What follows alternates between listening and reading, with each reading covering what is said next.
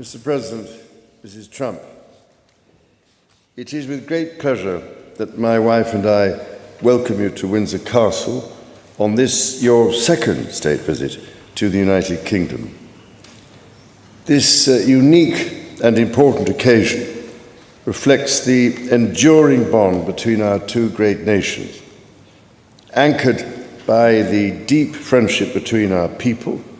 This relationship, which with good reason we and our predecessors have long called special, has made us safer and stronger through the generations.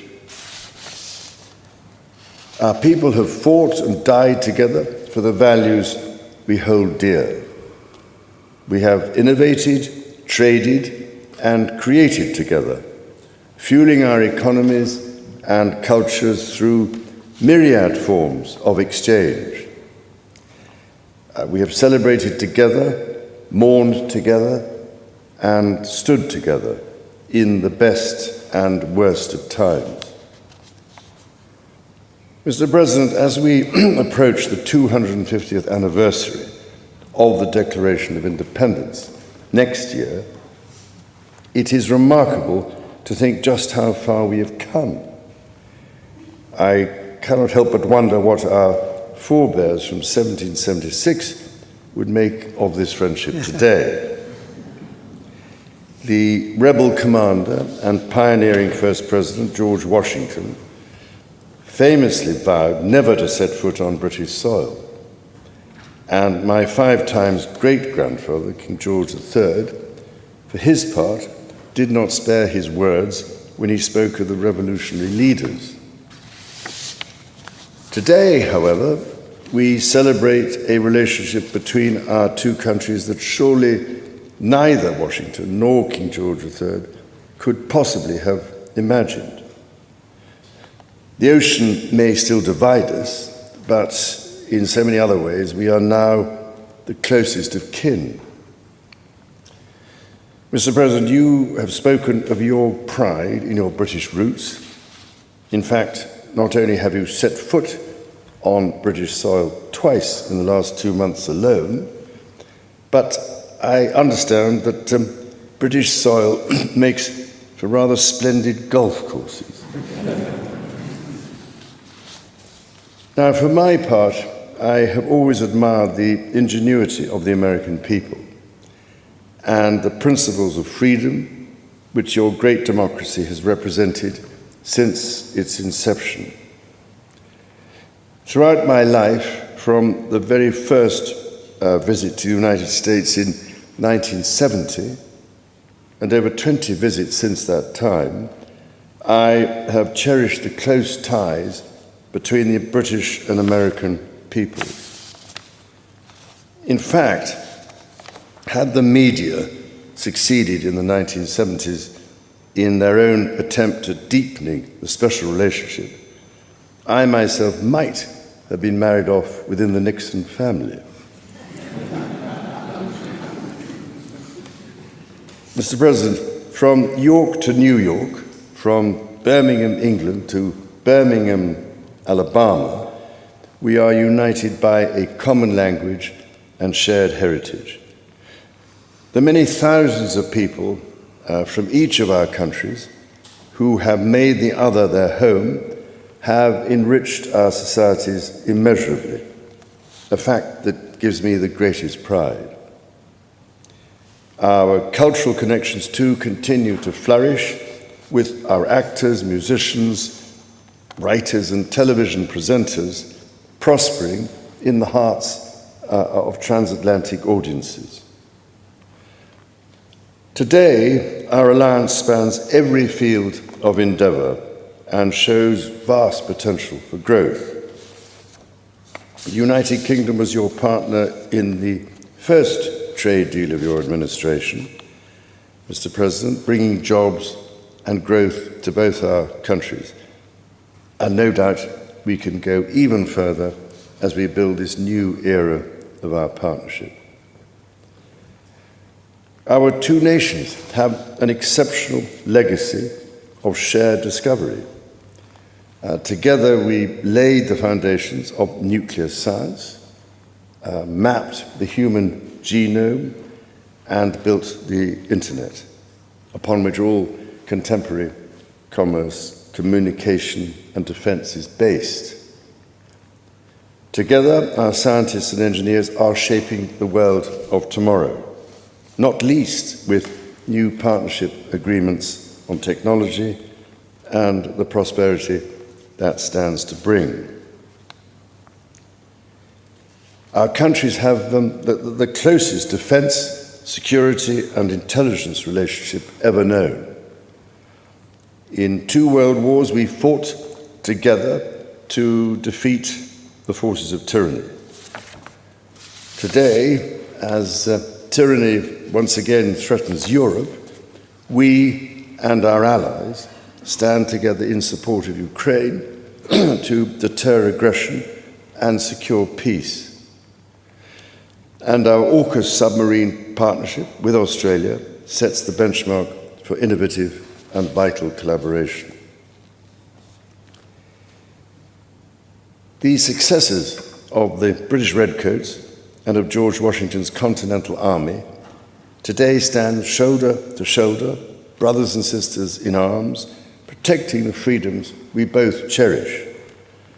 Our countries are working together in support of crucial diplomatic efforts, not least of which, Mr. President, is your own personal commitment to finding solutions to some of the world's most intractable conflicts in order to secure peace. In striving for a better world, we also have a precious opportunity to safeguard and to restore the wonders and beauty of nature for the generations who follow us. We share the ambition and determination to preserve our majestic lands and waters, above all, to ensure that we have clean water, clean air, and clean food. Our legacy for the next 250 years and beyond is to ensure that our children, grandchildren, and those who come after them can experience the awe and magnificence of the natural treasures found in the countryside, on the coasts, in the seas, and in the national parks established by your predecessors and mine. Mr. President, Mrs. Trump, the bond between our 2 nations is indeed a remarkable one. Forged in the fire of conflict, it has been fortified through our shared endeavours and burnished by the deep affection between our people. Tested time and again, it has borne the weight of our common purpose and raised our ambition for a better world. So, in renewing our bond tonight, we do so with unshakable trust in our friendship and in our shared commitment to independence and liberty. Therefore, as we celebrate this unparalleled partnership, allow me to propose a toast to President Trump and the First Lady, and to the health, prosperity, and happiness of the people of the United States of America. Your Majesty, Melania and I are deeply grateful to you and Queen Camilla for your extraordinary graciousness. And to William and Kate, thank you so much. It's been so great being with you today. Thank you very much. Appreciate it. It's a singular privilege to be the first American president welcomed here. And if you think about it, it's a lot of presidents, and this was the second state visit, and that's the first, and maybe that's going to be the last time. I hope it is, actually. But this is truly one of the highest honors of my life. Such respect for you and such respect for your country. For many decades, His Majesty the King has epitomized the fortitude, nobility, and the spirit of the British monarchy and the British people. He's dedicated himself to preserving the glory and unique character of this kingdom, restoring life to the rivers and streams, supporting the works of its artists and composers, planting trees and gardens in its countryside. And I just visited one of the most beautiful I've ever seen that you just completed, and protecting the architectural integrity of cities, villages, and towns. He has uplifted the poor, cared for rural farmers, and tended to wounded veterans like nobody else. I'll tell you that I just stood in line and shook about 150 hands, and the king knew every single person and every single company, and some of them had bad names like XYZ-Q3, and he knew every one of them, or at least I think he did, because nobody was complaining. I was very impressed with that. But I just want to say that His Majesty has also raised a remarkable son in His Royal Highness Prince of Wales. Really amazing. We've gotten to know you, and I think you're going to have an unbelievable success in future. Melania and I are delighted to visit again with Prince William and to see Her Royal Highness Princess Catherine, so radiant and so healthy, so beautiful. It's really a great honor. Thank you.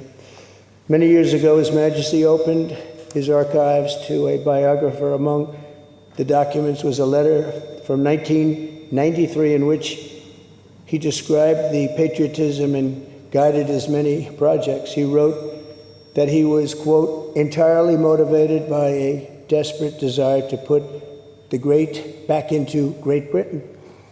In the finest tradition of British sovereigns, he has given his whole heart, everything he's got, to those parts of Britain that are beyond the realm of mere legislation. It's not easy, but which define its essence and its virtue, its harmony and its soul. It's an amazing calling, and there's nobody that's answered that calling like you have. A fifth of all of humanity speaks, writes, thinks, and prays in the language born on these isles and perfected in the pages of Shakespeare and Dickens and Tolkien, Lewis, Orwell, and Kipling. Incredible people, unbelievable people like we have rarely seen before, probably won't see again. The lion-hearted people of this kingdom defeated Napoleon, unleashed the Industrial Revolution, destroyed slavery, and defended civilization in the darkest days of fascism and communism. The British gave the world the Magna Carta, the modern parliament, and Francis Bacon's scientific method. They gave us the works of Locke, and Hobbes, Smith, and Burke, Newton, and Blackstone. The legal, intellectual, cultural, and political traditions of this kingdom have been among the highest achievements of mankind. There's really never been anything like it. The British Empire laid the foundations of law, liberty, free speech, and individual rights virtually everywhere the Union Jack has ever flown, including a place called America. You know that place very well, don't you?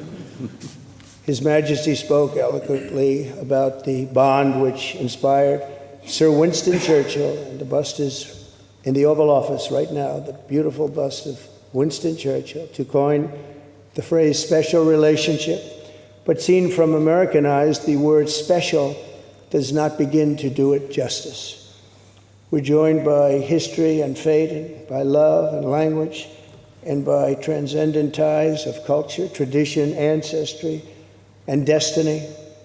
We're like two notes in one chord, or two verses of the same poem, each beautiful on its own, but really meant to be played together. The bond of kinship and identity between America and the United Kingdom is priceless and eternal. It's irreplaceable and unbreakable, and we are, as a country, as you know, doing unbelievably well. We had a very sick country 1 year ago, and today, I believe we're the hottest country anywhere in the world.